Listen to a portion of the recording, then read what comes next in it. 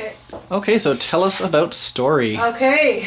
So the concept of story, I didn't want to go with something that was really literal, like someone sitting there reading to a group of people telling a story, because that on the surface would work, but I want to go deeper. So it's a matter of just delving deeper. So I started out with the idea of pop-up books. I loved pop-up books as a kid, and with this, and so I imagined it like a head popping up out of a story. And with gears right away, I saw gears going on, but that sort of implies thinking as opposed to feeling. So that wasn't quite right. So I created a series of heads that were popping up from this book, which you can see here. Baby, kid, adult, elder.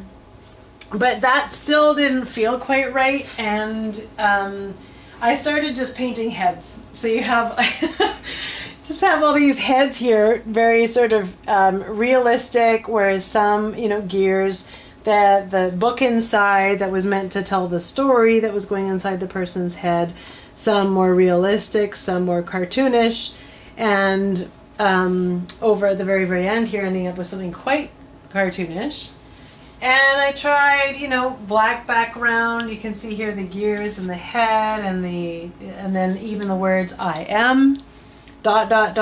for representing story, and it still didn't feel quite right. Even though I went and did all of these things, this is actually the head of my middle daughter, Sage, from front and side, and flowing hair, all kinds of ideas around how to visually represent what the different ideas that can happen in somebody's head. And then you can see over here, I'm trying to do the same thing, but adding in hair so she doesn't look quite so creepy, for lack of a better word. Looks a little creepy there, right? But then as soon as I added the hair, it still didn't work. So then I went into this, still including it there, but adding in a bunch of other ideas that were about gears and that sort of thing, and trying to just playing with ideas, ending up with something, and as you can see, as she progresses, she gets older and older, right? So now she's sort of teen, early 20s. There's all kinds of stuff like soccer and music and different stories going on here. And then I painted one where that's her, but with it's a much smaller story. And then I thought, if I reverse her and have her mirror herself, then we could talk about the two different types of stories that go inside somebody's head.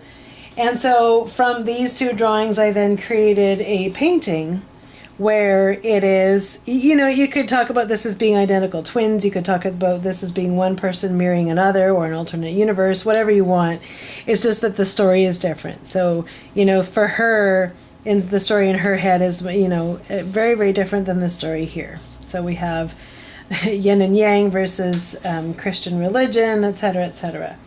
But it still didn't feel right. It didn't feel like this would be a painting that would be accessible to kids. They wouldn't understand necessarily what all of these represented. So then I chatted with Daniel, who proposed, well, what if two people were looking at a cave, for example, or a stump, or something where they might have their own interpretation of whatever that thing is. And the cave hit me like that.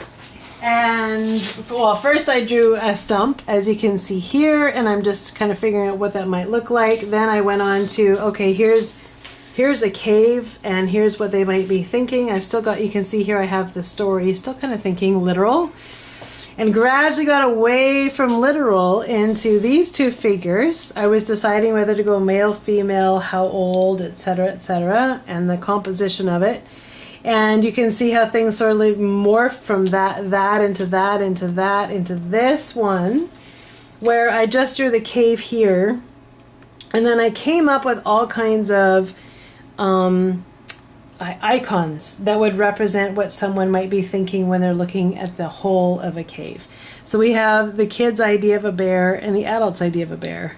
Or we have, treasure. We have the adult perhaps feeling captured or stuck inside the cave.